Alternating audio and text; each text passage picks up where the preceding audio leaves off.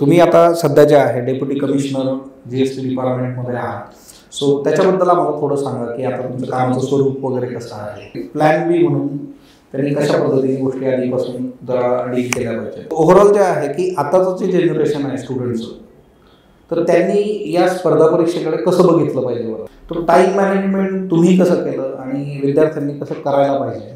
स्वतःला बिझी ठेवण्याचा प्रयत्न केला. एकाच ठिकाणी थांबून जर का आपण राहिलो तर एक स्टॅग्नेशन येतं. त्याच्यामध्ये ॲव्हरेज जो असतो ना तो मध्ये असतो सगळा. बरोबर. आणि त्याच्या दोन टोकांना एक्स्ट्रीम केसेस असतात. बरोबर. तसंच स्पर्धा परीक्षेचं सुद्धा आहे.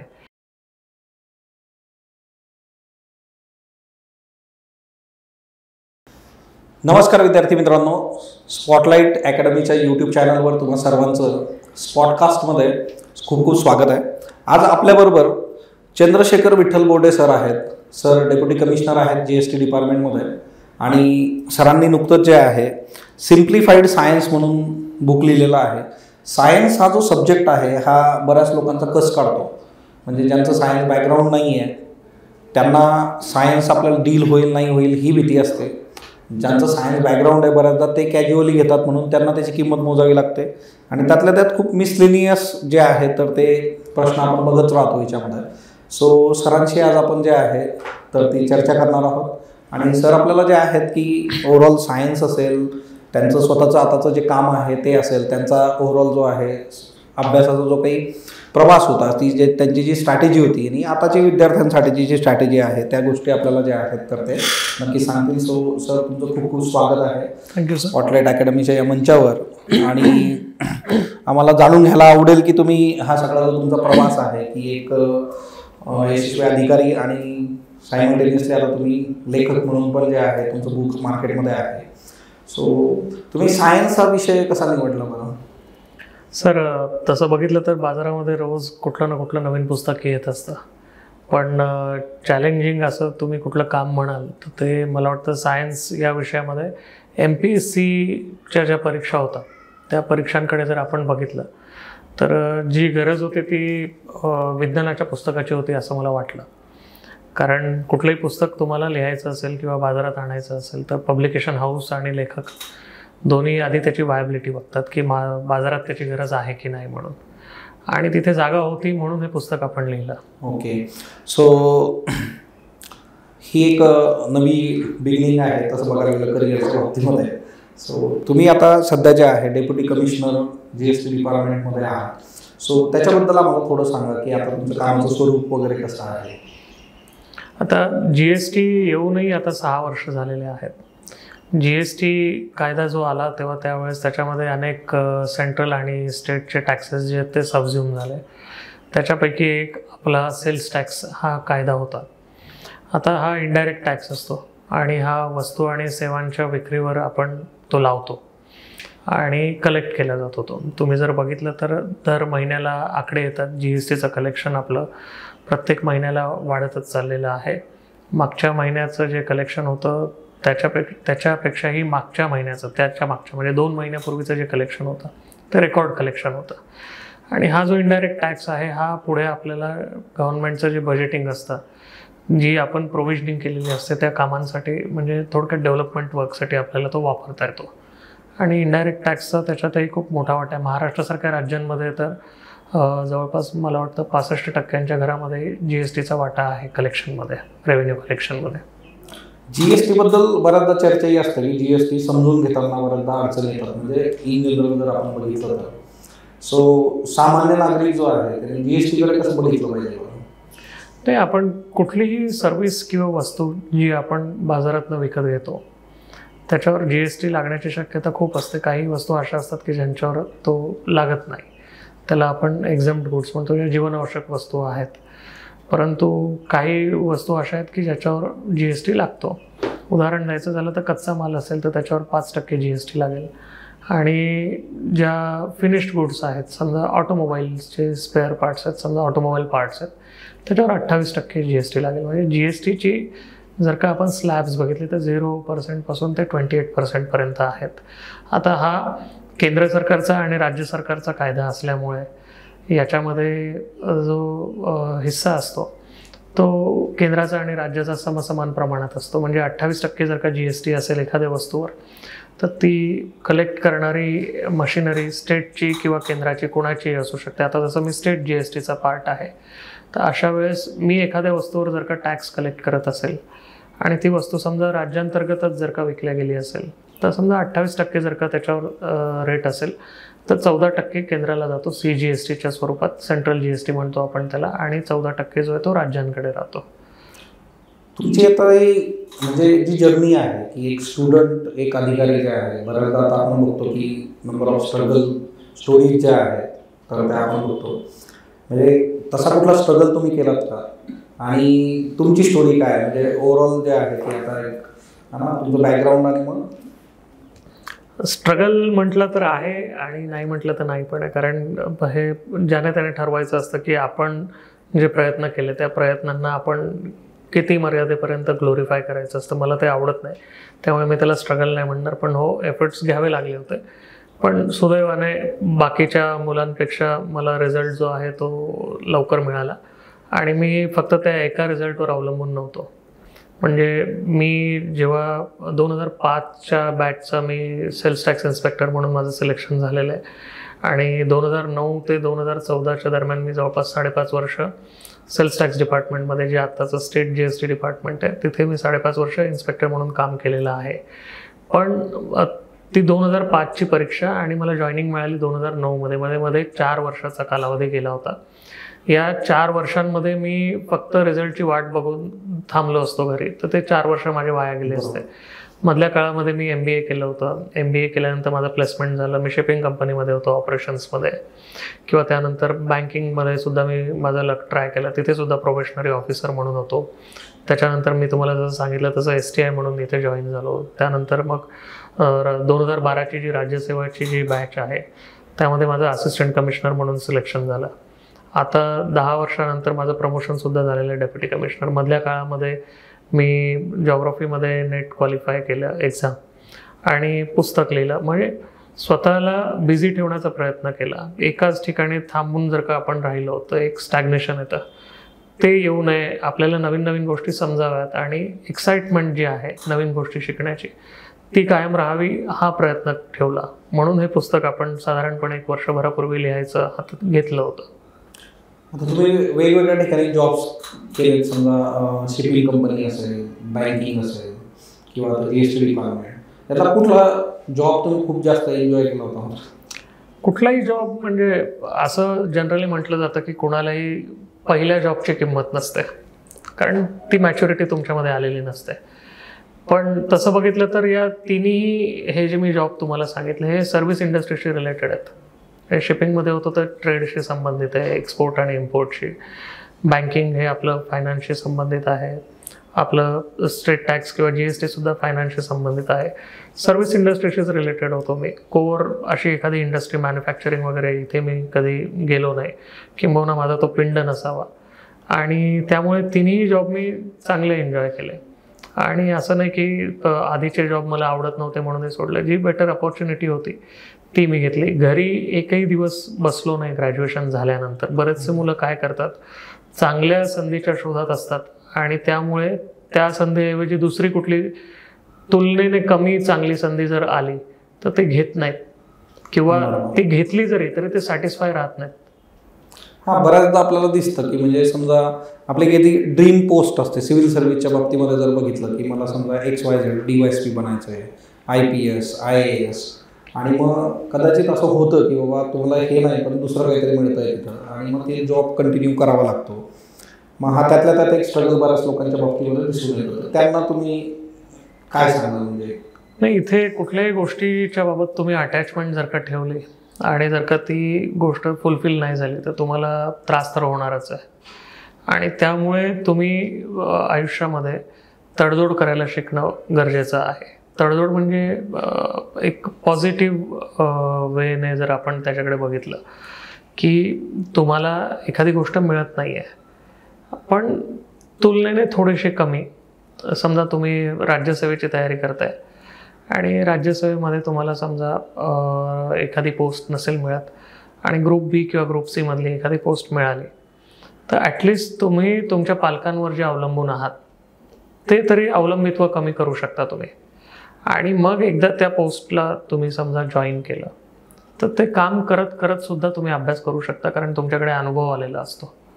आणि त्या अनुभवाचा उपयोग करून तुम्ही पार्ट टाईमसुद्धा जरी अभ्यास केला तरी सुद्धा तुम्हाला चांगले रिझल्ट्स येऊ शकतात. जर तुम्ही MPSCचे राज्यसेवेचे खास करून जर का रिझल्ट बघितला, त्याच्यामध्ये फ्रेशर्स म्हणजे पहिला जॉब ज्यांचा आहे, फ्रेश सिलेक्शन ज्यांचं झालं आहे, त्यांचं पर्सेंटेज हे खूप कमी असतं त्या मानाने. ज्या मुलांना ऑलरेडी जॉब लागलेला आहे त्या मुलांचे सिलेक्शन होण्याचे चान्सेस जास्त आहेत. बऱ्याचदा जे आहे की असे काही स्टुडंट्स आहेत किंवा ज्यांनी ऑलरेडी काही समजा प्रायव्हेट जॉबमध्ये आहेत किंवा दुसरा कुठला जॉब त्यांचा आता सुरू आहे आणि त्यांना सायमल्टेनियसली सिव्हिल सर्व्हिसचं प्रिपरेशन करायचं आहे, तर यांची पण संख्या बरीच वाढते. किंवा मुलींच्या बाबतीत आफ्टर मॅरेज जे आहे की घराची जबाबदारी आहे ते करून त्यांना ते डील करायचं आहे. सो अशा सर्वांसाठी जे आहे सरांनी खूप महत्त्वाचा तुम्हाला जो आहे तर ते सल्ला दिलेला आहे की तुम्ही त्या गोष्टी ॲक्सेप्ट करणं, सायमल्टेनियसली तुम्ही प्रयत्न करत राहणं हे गरजेचं आहे. बऱ्याचदा आणि स्वतःचं जे काही गोष्टी असतात की बाबा तो स्ट्रगल जो आहे की तो खूप मोठ्या ह्याच्याने समोर आणणं, तर तसं नाही आहे. त्यांनी तेही स्पष्ट केलं तुम्हाला. सो ओव्हरऑल जे आहे की आताचं जे जनरेशन आहे स्टुडंट्सचं, तर त्यांनी या स्पर्धा परीक्षेकडे कसं बघितलं पाहिजे बरं? नाही, दरवेळेस जी मुलं परीक्षा देत असतात ती साधारणपणे एका होमोजिनस कंडिशनमधनंच आलेले असतात. म्हणजे आत्ताच्या मुलांचा जर आपण विषय घेतला तर ते सारख्याच प्रमाणात डिस्ट्रॅक्टसुद्धा आहेत. म्हणजे प्रत्येकाकडे मोबाईल आहे, स्मार्टफोन आहे, प्रत्येकाच्या मोबाईलमध्ये डेटा आहे दिवसाला 2.5-3 GBचा. प्रत्येकजण सोशल मीडियावर पडलेला आहे. मग अशा केसमध्ये जो मुलगा या टेम्पटेशनपासून, म्हणजे जे शॉर्ट टर्म प्लेजर ज्याला आपण म्हणतो ना, या गोष्टीपासून तो जितका वेळ लांब राहील आणि त्याच्या अभ्यासावर जर का तो तयारीवर फोकस करेल तर त्याला रिझल्ट चांगला येईल. म्हणजे त्याचं कॉम्पिटिशन तुलनेने सोपं आहे तसं बघितलं तर. ऑनलाईन जे काही एज्युकेशन आलं आफ्टर कोविड, म्हणजे कोविडमध्ये आता बऱ्याचशा गोष्टी ज्या आहेत तर त्या बदलतात. आणि कोविडनंतर जे ऑनलाईन जे आहे, ड्युरिंग कोविड आणि नंतर जे आहे ऑनलाईन एज्युकेशन आलं, मग त्याच्यामुळे मोबाईल तो जास्त जवळचा वाटायला लागला आता. आणि त्याच्यातून जे आहे की सोशल मीडिया, एज्युकेशन या सगळ्या गोष्टी ज्या आहेत या सॉर्ट आऊट कशा केल्या पाहिजेत बरं? याच्यामध्ये काय आहे, ऑनलाईन ज्या ट्युशन्स किंवा जे लेक्चर सिरीज वगैरे ज्या आल्या किंवा जो ऑनलाईन प्लॅटफॉर्म अवेलेबल झाला कोविडच्या पिरियडमध्ये, it was a welcome change. आणि ते खूप छान ॲडॅप्टसुद्धा केलं मुलांनी. पण ऑनलाईनच्या नावाखाली म्हणजे तुम्ही यूट्यूबवर लेक्चर्स बघताय किंवा एखाद्या प्लॅटफॉर्मवर क्लासच्या एखाद्या ॲपवर तुम्ही व्हिडिओज बघतायत, तर त्याचं जे आपली ट्रेडिशनल जी क्लासरूमचा जो सेटअप असतो की तिथे तुमचे डिस्ट्रॅक्शन्स काहीच नसतात. इथे त्या लेक्चरच्या मध्येच एखादी ॲड येऊ शकते, मध्येच एखादं नोटिफिकेशन येऊ शकतं, तुम्ही तिथून डायव्हर्ट होण्याचे चान्सेस खूप जास्त आहेत. बरोबर. त्यामुळे अशा वेळेस जर का ते लाईव्ह लेक्चर्स असतील तर फोकस करणं गरजेचं आहे. रेकॉर्डेड असतील तर ते तुम्ही डाउनलोड करून जर का ते व्हिडिओज तुम्ही बघितले, तुमचा मोबाईल फ्लाईट मोडवर टाकला आणि तो व्हिडिओ तुम्ही डाउनलोड करून जर का बघितला, तर तिथे फोकस राहून काम करण्याची जी शक्यता आहे ती वाढते बऱ्यापैकी. हीच गोष्ट अभ्यासाच्या बाबतीत सुद्धा आहे. आता मोबाईल प्रत्येकाकडेच आहे, मी जसं मगाशी तुम्हाला सांगितलं. त्याचा तुम्हाला जर अभ्यासासाठी वापर करायचा असेल, चांगली गोष्ट आहे, तुम्ही खूप कन्स्ट्रक्टिव्हली करू शकता. पण ज्या गोष्टींमध्ये जिथे आपल्याला मेहनत घ्यायची आहे ना, तिथे कुठला शॉर्टकट नाही. म्हणजे उदाहरणार्थ तुम्हाला एखादं पुस्तक वाचायचं आहे तर ते पुस्तक तुम्हाला वाचायचंच आहे, त्याला दुसरी चॉईस नाही आहे तुम्हाला. आणि अशा केसमध्ये ते पुस्तक मला जर का वाचायचं आहे तर डिस्ट्रॅक्शन्स जेवढे कमी असतील तितकं चांगलं मला ते पुस्तक वाचून माझ्या ते लक्षात राहू शकतं. आणि जेव्हा गरज पडेल तेव्हा ते पुस्तकातल्या गोष्टी मी रिकलेक्ट करून आठवून त्या रिप्रोड्यूस करू शकतो. बरोबर. 2025 पासून तर आता डिस्क्रिप्टिव्ह परीक्षा येणार आहे. बरोबर. आपलं लिहिण्याचं जे स्किल मागच्या 10 वर्षांमध्ये मुलांनी टेस्टच केलेलं नाही, ते आता इथून पुढे टेस्ट होणार आहे राज्यसेवेमध्ये. अशा वेळेस मुलांनी एक कॅल न्यूपोर्ट नावाचे एक ऑथर आहेत, त्यांनी एक डीप वर्क नावाचं एक पुस्तक लिहिलं आहे. यूट्यूबवर त्यांचा एक छान व्हिडिओसुद्धा आहे या गोष्टीवर. त्यांनी काय सांगितलंय की सध्याची जी पिढी आहे त्यांचं अटेन्शन जे आहे ते खूप फ्रॅगमेंटेड आहे. आणि फ्रॅगमेंटेड म्हणजे मी तुम्हाला एक उदाहरण दिलं की समजा माझ्या हातात मोबाईल आहे, तो मोबाईल मी बाजूला ठेवून समजा जर का अभ्यास करतोय तर त्या मोबाईलकडे 1 तासामध्ये कमीत कमी 8 ते 10 वेळेस माझं लक्ष जातं. बरोबर. कधी कॉल येतो, कधी SMS येतो, कधी एखादा मेसेज नोटिफिकेशन येतं, आपल्याला ओके येते एखादी गोष्ट बघावी म्हणून. तर ते 1 तासाचं तुमचं जे सेशन होतं अभ्यासाचं 60 मिनिटांचं प्युअर हार्डवर्क, ते जवळपास 5 ते 6 मिनिटाच्या स्लॉट्समध्ये ते फ्रॅगमेंट होतं. बरोबर आहे. मग हा असा डिस्ट्रॅक्टेड जर का मी एखादं काम केलं, अभ्यास केला, आणि समजा जर का हा मोबाईल मी माझ्यापासून लांब ठेवला, फ्लाईट मोडवर ठेवला किंवा बाजूच्या एखाद्या खोलीत ठेवला आणि पूर्ण वेळ 1 तास फक्त मी पुस्तकातच माझं लक्ष असेल, तर तो जो रिझल्ट येणार आहे या दोघांमध्ये खूप फरक असतो. मुलांच्या हे लक्षात येत नाही. तुम्हाला मोबाईल वापरायचा आहे, वापरा, पण दिवसातली अशी एक वेळ जी आहे ती तुम्ही नक्की करा, दिवसातले 2 तास 4 तास, की त्यावेळेस तुमच्या समोर तुमचा मोबाईल नसेल आणि तो सायलेंटवर किंवा फ्लाईट मोडवर असेल आणि तुम्ही पूर्ण वेळ अभ्यास म्हणजे अभ्यासच करा. त्याचे जे रिझल्ट्स आहेत ते तुम्हाला इतके छान येतील. सुरुवातीला तुम्हाला आठवडा, 2 आठवडे, महिना, 1.5 महिना हे रिझल्ट्स लगेच दिसणार नाही. तुम्हाला त्रास सुद्धा होईल. कारण काय, ते एक प्रकारचं ॲडिक्शन आहे. तो तुमचा इन्सुलिन रेझिस्टन्स जसा असतो तसं डोपामाइन रेझिस्टन्स आपला आता वाढत चाललेला आहे. आणि हे डी ॲडिक्शन करणं गरजेचं आहे पिढीचं. जो मुलगा किंवा मुलगी या डिस्ट्रॅक्शनपासून लांब राहील त्याच्याच हातामध्ये नोकरीची संधी राहणार आहे. बघा, विद्यार्थ्यांसाठी हा खूप महत्त्वाचा आणि मोलाचा सल्ला आहे की आजच्या डेटमध्ये काय झालेलं आहे की सोशल मीडियावर पण बरेच आपण मीम्स बघतो किंवा व्हिडिओज आहेत की ग्राउंडवर जरी बसलेले आहेत तर जो तो आपल्या मोबाईलमध्ये बघतोय. ह्या पद्धतीने बऱ्याचशा गोष्टी सोशल मीडियावर पण आपण बघतो.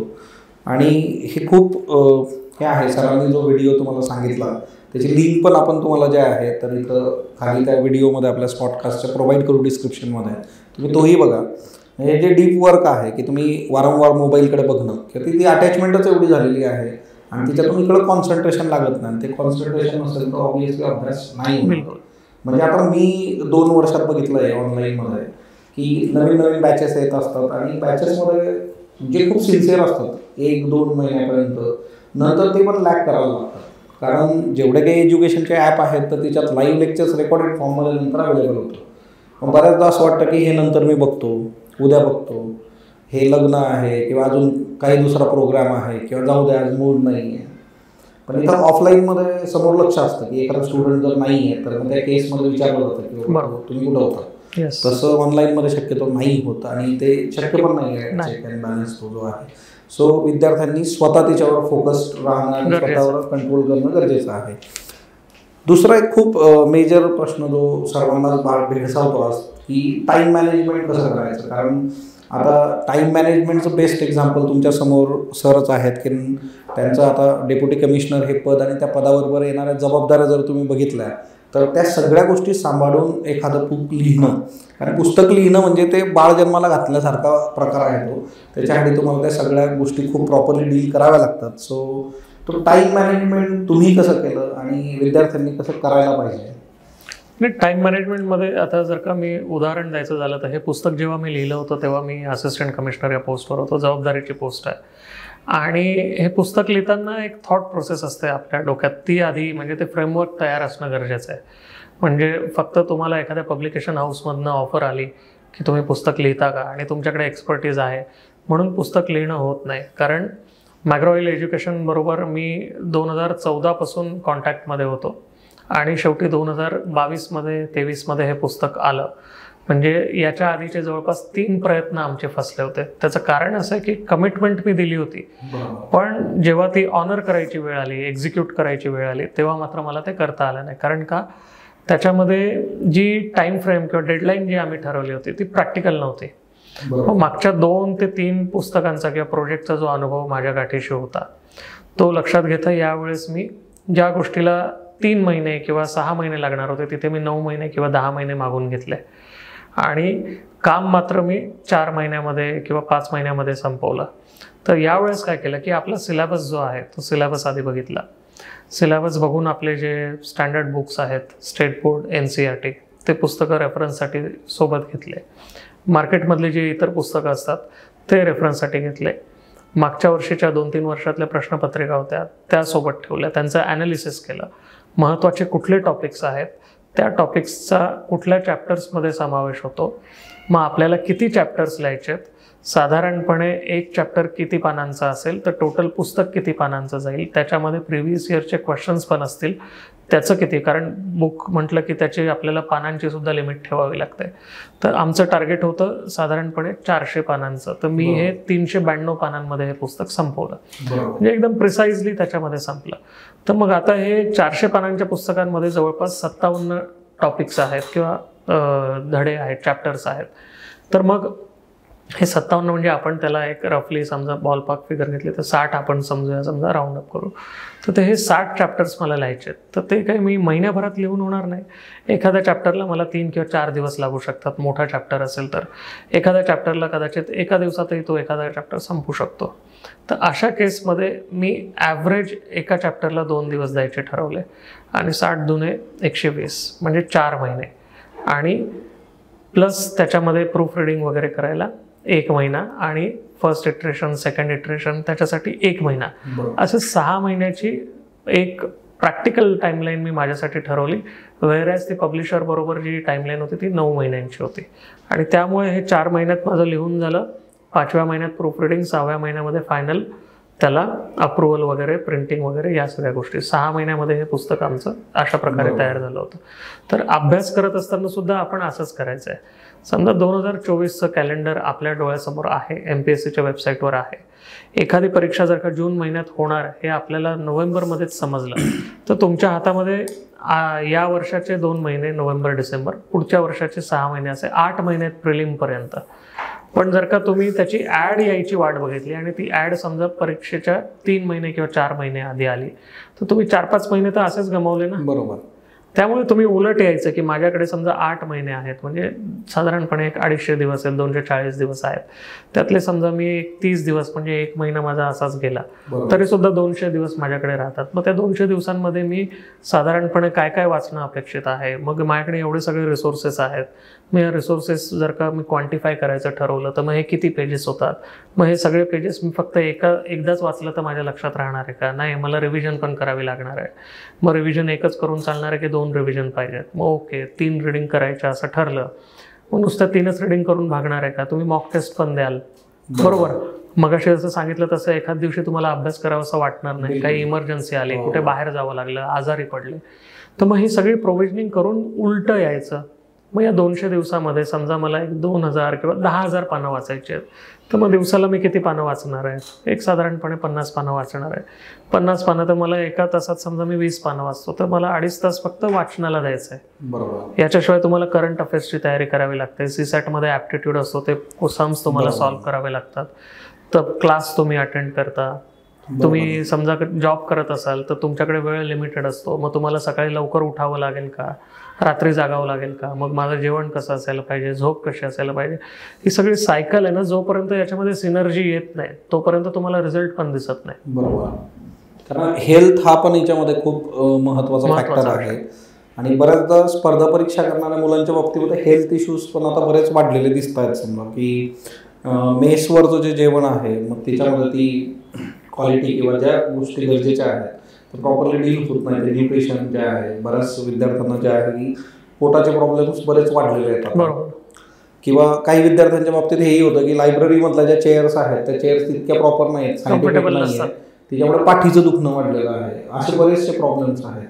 किंवा काही विद्यार्थ्यांचं असं आहे की बाबा मी एवढा तास अभ्यास करणारच, मी इथं बसणारच आणि पाणी पण पित नाहीत. त्याच्यामुळे जे आहे किडनी स्टोन सारखे प्रॉब्लेम जे आहेत ते वाढायला लागलेत. म्हणजे किंवा आता ऑनलाईनमुळं स्क्रीन टाईम बराच वाढला आहे, म्हणजे तो पण डोळ्यांचे इश्यू जे आहेत, अशा बऱ्याच गोष्टी आहेत. पण तुम्हाला एक गोष्ट सरांनी जी क्लिअर करून दिली की त्यांनी 3 प्रयत्न आधीचे डील झाले नव्हते बुक संबंधीचे. त्याचं रिझन होतं की ते प्रॅक्टिकली त्याला प्रॉपरली जे आहे टाईमलाईनच दिलेली नव्हती की नंतरच्या याच्यात दिली गेली.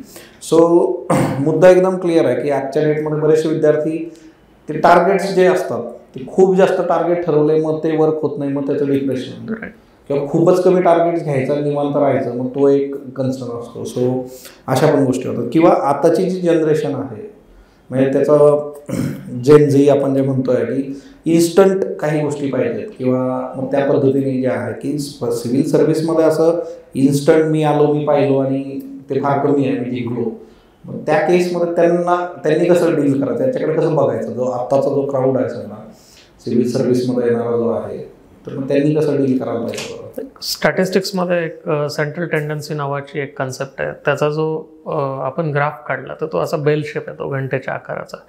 तर त्याच्यामध्ये ॲव्हरेज जो असतो ना तो मध्ये असतो सगळा, बरोबर, आणि त्याच्या दोन टोकांना एक्स्ट्रीम केसेस असतात. बरोबर. तसंच स्पर्धा परीक्षेचं सुद्धा आहे की जी हुशार मुलं आहेत ती कमी असतात, बरोबर, जी कम नशिबी मुलं आहेत ज्यांचं सिलेक्शन होत नाही ती देखील कमी असतात, पण जी मध्येच असतात ॲव्हरेज ती संख्येने जास्त असतात.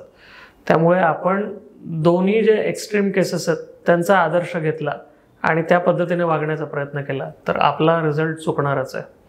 राहिली गोष्ट लाईफस्टाईलच्या बाबतीमध्ये, काही गोष्टी आपल्या कंट्रोलमध्ये आहेत तर काही गोष्टी आपल्या कंट्रोलमध्ये नाही आहे. उदाहरण द्यायचं झालं तर झोप, किती वेळ झोपायचं हे आपल्या हातात आहे. झोप पुरेशी असेल तर बाकीच्या गोष्टी बऱ्यापैकी कंट्रोलमध्ये येतात. दुसरं राहिलं जेवणाच्या बाबतीमध्ये, तुम्हाला मेसवर चांगलं जेवण नसेल मिळत तर दुसरं एखादं अल्टरनेटिव्ह असेल तर ते तुम्ही शोधण्याचा प्रयत्न करा. जिथे तुम्हाला असं वाटतंय की आपल्याला पुरेशा प्रमाणामध्ये न्यूट्रिशन चांगलं मिळत नाही आहे तर ते कॉम्पेन्सेट करण्याचा प्रयत्न करा. काही त्याच्यावरही स्वस्त पर्याय असतात. समजा तुम्हाला प्रोटीनची डेफिशियन्सी आहे तर तुम्ही आपलं प्लांट बेस्ड प्रोटीन पण घेऊ शकता, डाळी वगैरे या गोष्टी खाऊन, किंवा अंड्यासारखा स्वस्त पर्याय तर कुठलाच नाही आहे, किंवा दूध घेऊ शकता. म्हणजे जरुरी नाही की तुम्ही प्रत्येक गोष्टीसाठी मेसवरच अवलंबून राहायला पाहिजे. तुम्ही सप्लिमेंट करायला पाहिजे आहार सुद्धा.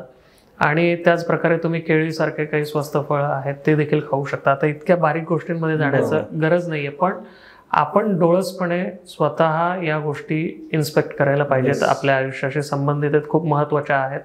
आणि त्यामुळे आपण आहारात काय घेतोय, त्यामुळे चटपटीत खाणं, तेलकट खाणं, पार्ट्या करणं या गोष्टींपासून लांब राहायला पाहिजे. थोडंसं कंट्रोल पाहिजे त्याच्यावर. मी असं म्हणत नाही की पूर्णच बंद करा, कारण हे वयच तसं असतं.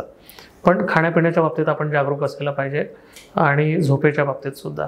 आणि नंतर जी गोष्ट उरते आपल्या हातात, अभ्यास. तर तो अभ्यास किती वेळ करतो यापेक्षा आपण कशा प्रकारे करतो हे महत्त्वाचं आहे. मगाशी जसं मी सांगितलं त्या प्रकारे तुम्ही सकाळचा जो प्रोडक्टिव्ह वेळ असतो, तुमची एनर्जीसुद्धा खूप छान असते, त्यावेळेस डिस्ट्रॅक्शन्स कमी असतात. तर ती जी गोष्ट आहे, ती जी वेळ आहे ती प्रोडक्टिव्हली मुलांनी वापरायला पाहिजे. त्यावेळेस जर का उशिरा उठले किंवा मोबाईलवर अडकून राहिले पूर्ण वेळ, तर त्यावेळेचा तुम्हाला प्रोडक्टिव्हली किंवा चांगल्या प्रकारे तुम्हाला वापर करता आलेला नाही आहे. तर मग या गोष्टींवर सोल्युशन सुद्धा आपल्यालाच विद्यार्थी म्हणून शोधायचं. कारण तुम्ही ज्या सिच्युएशनमध्ये आहात त्याच सिच्युएशनमध्ये बाकीचे सुद्धा विद्यार्थी आहेत. पण या कारणांचं त्यांनी जर का एक्सक्यूज म्हणून वापर नाही केला आणि फक्त अभ्यासावर फोकस केला तर उद्या पोस्ट मिळण्याची शक्यता सुद्धा, त्यांचे चान्सेस जास्त तुमच्यापेक्षा चांगले आहेत. म्हणजे बघा, सरांनी एक गोष्ट तर क्लिअर करून दिली. आता सर टॅक्सेशनशी संबंधित आहेत, म्हणजे तुम्ही खूप कमी टॅक्स लावा, खूप जास्त टॅक्स लावा, लॉस आहे तुमचा. तुम्हाला एक मध्यम जे आहे तर तो पॉईंट पकडावा लागेल, ऑप्टिमम. आणि मग तिच्यातून तुम्हाला जे आहे खूप चांगले जे आहेत ते रिझल्ट्स मिळू शकतात. आणि म्हणजे आपल्या संतांनीही तेच सांगितलेलं आहे, म्हणजे संसार करून भक्ती होऊ शकते. गौतम बुद्धांनी सांगितला मधला मार्ग आपल्याला. सो ह्या सगळ्या गोष्टी आहेत. आणि एक सगळ्यात महत्त्वाचा जो मुद्दा की बऱ्याचदा असं होईल की खूप चांगले प्रयत्न केलेले आहेत स्टुडंट्सनी, खूप चांगला आहे, सिन्सिअर आहे स्टुडंट, त्यांनी खूप त्याचे एफर्ट दिले पण नाही डील झाली सिव्हिल सर्व्हिस. मग या केसमध्ये प्लॅन बी म्हणून त्यांनी कशा पद्धतीने गोष्टी आधीपासून जरा डील केल्या पाहिजे. प्लॅन बी हे जी कन्सेप्ट आहे ना, किंवा ही जी गोष्ट आहे आपण बरेच वर्षांपासून ऐकतोय, पण ती किती प्रॅक्टिकल आहे हे सुद्धा आपण बघायला पाहिजे. कारण इथे जी मुलं येतात त्यांचा मुळात प्लॅन ए आणि प्लॅन बी असा हा एकच पर्याय असतो, ते म्हणजे सरकारी नोकरी. आणि ती मिळणार नसेल तर त्यांच्या हातातून एक तर वेळ गेलेली असते, आणि त्यामुळे इंडस्ट्रीमध्ये किंवा प्रायव्हेट सेक्टरमध्ये त्यांना जॉब मिळेल की नाही मनासारखा, आणि समजा मिळाला आणि तो जर का त्यांच्या अपेक्षेप्रमाणे नसेल ती जी डिसअपॉइंटमेंट असते, त्यामुळे ते तो जो प्लॅन बी त्यांच्या डोळ्यात देखत असून सुद्धा ते ॲक्सेप्ट करायला तयार नसतात. तर अशा वेळेस मुलांनी, आता सर्व्हिस इंडस्ट्री इतकी छान बूम झालेली आहे, मी तुम्हाला उदाहरण देतो की बरेचसे फॅकल्टीचं सुद्धा तुम्ही जर का उदाहरण घेतलं की ते हुशार होते, मेहनती होते, पण त्यांच्या वेळेला, त्या वेळेला समजा त्यांच्या प्रयत्नांना यश नाही आलं म्हणून ते खचून न जाता त्यांनी समजा क्लासेस सुरू केले, कोणी नोट्स काढल्या किंवा कोणी काय म्हणतात आणखी वेगळ्या गोष्टींमध्ये गेलं असेल, कोणी दुकान टाकलं असेल किंवा कुठल्याही प्रकारचं. आपण कित्येक अशा यूट्यूब शॉर्ट्स बघतो की एखादा मुलगा इकडे मराठवाड्यातनं पुण्यात आला होता शिकायला, पण त्याला जमलं नाही आणि नंतर त्याने पोह्याचा एखादा व्यवसाय सुरू केला, त्याला त्यात यश मिळालं. कुठलंच काम जे आहे त्याच्यामध्ये जर का आपण कमीपणा मानून नाही घेतला तर there is always plan B ready for you. पण अशा केसमध्ये आपण किती प्रॅक्टिकल आहोत हे महत्त्वाचं आहे. कारण कसं आहे की MPSC मध्ये ज्या आपण एक्झाम्स देतो त्याच्यासाठी जे कट ऑफ एज जे आहे ते जनरल कॅटेगरीसाठी 38 आहे आणि रिझर्व्ह कॅटेगरीसाठी 43 आहे. व्हेअरएज आपलं प्रोडक्टिव्ह एज जे असतं ते 20 ते 30च्या मध्ये असतं. तेच जर का आपण इकडे वाया घालवत असू आणि 30 नंतर पण आपल्याला जर का जॉब नसेल लागत तर अशा वेळेस आपण त्या एकाच गोष्टीला फक्त जिद्दीपोटी अडकून राहायचं, म्हणजे आपला इगोचा तो प्रश्न करायचा आणि तिथेच अडकून राहायचं, हे काही म्हणजे ॲडवायजेबल नाही आहे. मुलांनी दुसऱ्या गोष्टींचा विचार करायलाच पाहिजे. कारण शेवटी 3 लाख मुलं परीक्षा देतात, त्यातले 200-400 मुलं फक्त निवडले जातात. तर दरवर्षी 99% जास्त मुलं हे अयशस्वी कॅन्डिडेटच असतात. बरोबर आहे. आणि हा रेट अक्रॉस ऑल एक्झामिनेशन्स कमी अधिक फरकाने सारखाच आहे. त्यामुळे मग ही मुलं जातात कुठे? मग ही मुलं काही ना काही प्लॅन बी त्यांचा असतोच. मग तो त्यांनी इच्छेने घेतलेला असतो किंवा अनिच्छेने त्यांच्या समोर तो आलेला असतो. बरोबर. ही खूप महत्त्वाची बाब आहे बघा की इगो इश्यू न करणं की नाही मैं नाही तो कोण बे, तर असं न करता ते तुम्ही प्रॅक्टिकली बघितलं पाहिजे. आणि ओव्हरऑल जे आहे की ह्या सगळ्या ज्या गोष्टी आहेत, तुमचं प्रोडक्टिव्ह एज, आपल्यावर असणाऱ्या जबाबदाऱ्या, फॅमिली असेल किंवा आपण शिकलो बघा की manage a social emotional animal. तर सोशल ॲनिमल म्हटल्यानंतर 4 नजर आपल्यावर आहेत. आपण काय करतोय किंवा कशा पद्धतीने आपण गोष्टी ज्या आहेत तर त्या केल्या पाहिजेत. सो एक खूप महत्त्वाच्या बाबी सरांनी ज्या आहेत तर त्या आपल्याला सांगितल्यात. आणि येत्या काळामध्ये बरेचसे जे सिव्हिल सर्वंट्स आहेत त्यांना या गोष्टी ज्या आहेत तर त्या अपीलही होतील. ज्यांनी इम्प्लिमेंट केल्या त्यांना त्याचे चांगले रिझल्ट्सही मिळतील. सो टीम स्पॉटलाईटच्या वतीने जे आहे सरांचं जे नवीन बुक आहे त्या बुकसाठी जे आहे सरांना खूप खूप शुभेच्छा. आणि येणारा जो सरांचा जो सगळा प्रवास असणार आहे त्यांचं ओव्हरऑल करिअर जे आहे तर तिच्यामध्येही उत्तम यश सरांना लाभो. आणि आपण भेटत राहूयात आपल्या प्लॅटफॉर्मवर अशाच पद्धतीने. वेगवेगळे जे आहेत खूप महत्त्वाचे जे वक्ते आहेत किंवा ज्यांनी गोष्टी अचीव केलेल्या आहेत की ज्यांच्याकडून आपण काहीतरी शिकणार आहोत त्या काळामध्ये. शेवटी प्रत्येक व्यक्तीकडून आपण काही ना काही शिकू शकतो. शेवटी ती आपली टेंडन्सी असली पाहिजे, कुणाकडून तरी आपल्याला घेता आलं पाहिजे. सो स्पॉटकास्टमध्ये असंच भेटत राहूयात. धन्यवाद विद्यार्थी मित्रांनो. आपल्या चॅनलला जे आहे लाईक, शेअर, सबस्क्राईब नक्की करा, जेणेकरून जे आहे तुम्हाला येत्या काळामध्ये वेगवेगळे लेक्चर्स असतील किंवा वेगवेगळ्या बाबी असतील तर त्याचे नोटिफिकेशन्स येत राहतील. धन्यवाद.